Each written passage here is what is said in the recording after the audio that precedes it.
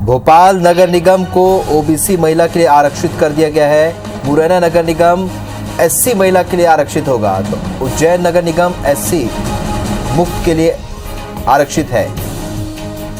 इसी तरह से छिंदवाड़ा नगर निगम एसटी मुक्त, खंडवा नगर निगम ओबीसी महिला, सतना और रतलाम नगर निगम ओबीसी मुक्त हो गए हैं। सागर और बुरहानपुर नगर निगम महिला सामान्य के लिए आरक्षित है।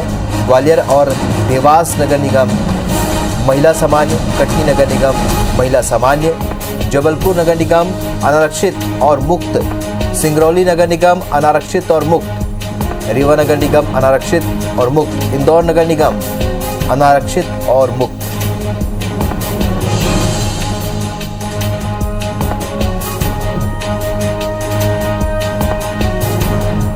नवीन सिंह हमारे सहयोगी सीधे इस खबर पर हमारे साथ इस वक्त भोपाल से जुड़ रहे हैं। नवीन, जिसका सभी को इंतजार था, आरक्षण की प्रक्रिया फिलहाल पूरी हो चुकी है। ऐसे में अब नगरीय निकायों में कौन से प्रत्याशी और किस जगह से कौन प्रत्याशी खड़े हो सकते हैं, ये भी अब तय हो गया है। तो ऐसे में आगे की रणनीति अब राजनीतिक पार्टियों की क्या होगी?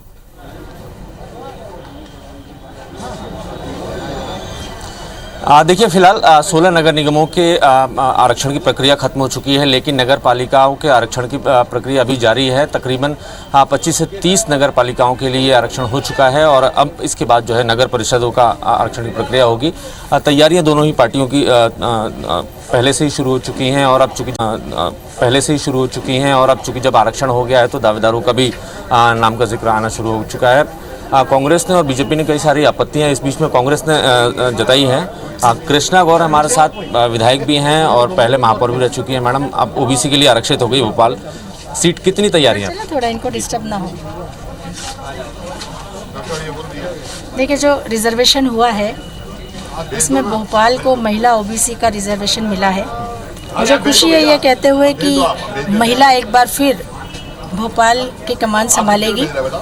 महिलाओं को यह अवसर यदि मिला है तो भारतीय जनता पार्टी की सरकार की वजह से मिला है। हमारे लोकप्रिय मुख्यमंत्री जी ने जब 50% आरक्षण स्थानीय निकायों में महिलाओं को दिया तो 50% में नगर निगम, नगर पालिका, नगर परिषदों में महिलाएं चुनकर आई और जब वो चुनकर आई तो उन्होंने अपनी प्रशासनिक क्षमताएं सिद्ध की और समाज की स्वीकार्यता बढ़ी। तो मुझे खुशी है कि एक बार फिर भोपाल की कमान एक महिला संभालने जा रही है और यह अवसर, ये सौभाग्य अगर मिला है तो हमारे मुख्यमंत्री जी और हमारी सरकार की वजह से हमें मिला। बीजेपी में फिलहाल कोई दूसरा चेहरा नजर नहीं आता है इस सीट के लिए, चूंकि ओबीसी और महिला आरक्षण, तो कृष्णा गौर के अलावा फिलहाल कोई दूसरा नाम नजर नहीं आ रहा है। तो क्या माना जाए कि आपकी तैयारी है? देखिए, चाहे मैं हूँ या कोई और हो, हमारी पार्टी में निर्णय सामूहिक होता है। हमारा प्रदेश नेतृत्व, हमारे मुख्यमंत्री जी निर्णय करते हैं और वो जो निर्णय होता है सामूहिक, वही सबको मान्य होता है। तो जो निर्णय होगा वो हम सबको मान्य होगा। चलिए, कृष्णा गौर हैं, पहले भी महापौर हो चुकी हैं, फिलहाल गोविंदपुरा से बीजेपी विधायक हैं और एक बड़ा अनुभव है इनके पास महापौर के साथ साथ विधायकी का, और वो शहर की किस तरीके से शहर की बुनियादी सुविधाओं की ज़रूरत है शहर को, ये तमाम उनके पास जानकारी है, अनुभव भी है। कांग्रेस ने इस बीच में आपत्ति ली थी। सर, एक आपत्ति ली थी आप लोगों ने? आप कर लो। हाँ,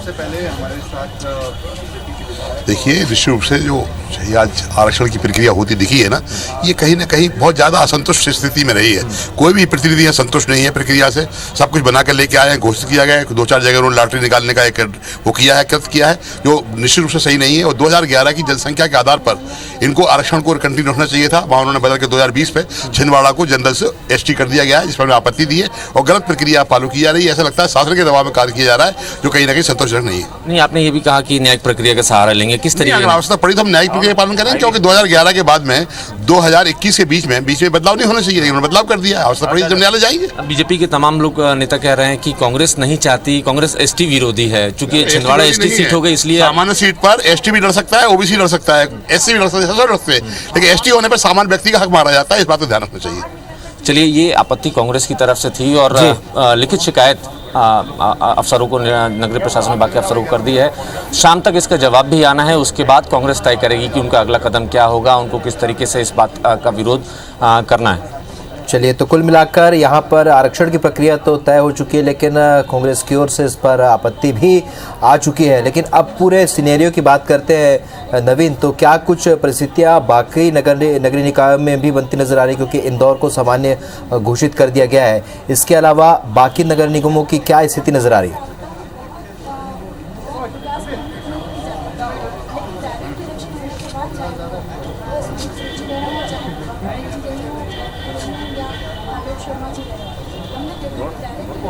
नवीन,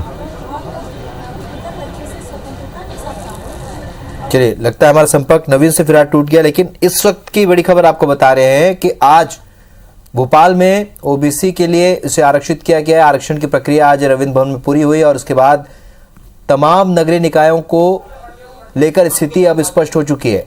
भोपाल ओबीसी महिला के लिए आरक्षित कर दिया गया है। ऐसे में आप कुछ देर पहले सुन रहे थे नवीन सिंह हमारे सहयोगी कृष्णा गौर से चर्चा कर रहे थे। महापौर भी नहीं है पहले, और अब उनकी दावेदारी पुख्ता होती नजर आ रही है। लेकिन उन्होंने स्पष्ट कर साफ तौर पर कहा है कि ये तय करता है आला कमान, और मुख्यमंत्री जब साथ में इस विषय पर चर्चा करते हैं तब वो निर्णय लेते हैं। उसके आधार पर ही आगे प्रक्रिया बढ़ेगी और उनका जो दावा कितना पुख्ता है आगे आने वाले समय में पता चलेगा।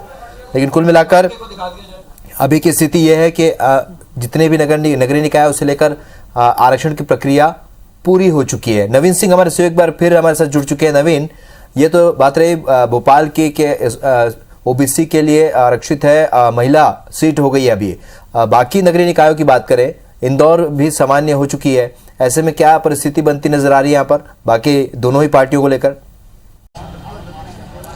देखिए, दोनों ही पार्टियों के दावेदारों की तैयारियां पहले से ही थी। हालांकि नगर निगम चुनाव कुछ महीनों पहले होने थे, लेकिन चूंकि कोविड-19 का जिस तरीके से दौर रहा, इसकी वजह से चुनावों को एक्सटेंड किया गया। फिर ये तय हुआ कि पहले उपचुनाव 28 सीटों के होंगे और उसके बाद नगरीय निकाय चुनाव। और फिलहाल कुछ दिनों पहले तक वार्ड का आरक्षण चल रहा था, इसलिए थोड़ी देरी हुई। लेकिन इस बीच में सभी दावेदारों की तैयारियाँ पहले से शुरू हो चुकी थी। और जो अनुभवी लोग हैं, जो एक्सपर्ट हैं, जो जानकार हैं, वो ये मान के चल रहे थे कि भोपाल ओबीसी महिला के लिए आरक्षित होगा। चूँकि जिस तरीके से रोटेशन पे आरक्षण की प्रक्रिया चलती है, उसके मुताबिक जो अनुभवी राजनेता हैं वो ये मान के चल रहे थे और उसके हिसाब से तैयारियां शुरू हो चुकी थी। दोनों ही पार्टियों ने ए और बी दो प्लान तैयार कर रखे थे कि अगर आरक्षण इस तरफ आता है तो इसके लिए ये दावे इन चेहरों के साथ चुनाव में जाएंगे, या अगर इस तरीके का फैसला नहीं आता है, आरक्षण नहीं होता है, तो इन नेताओं के साथ चुनाव में जाएंगे।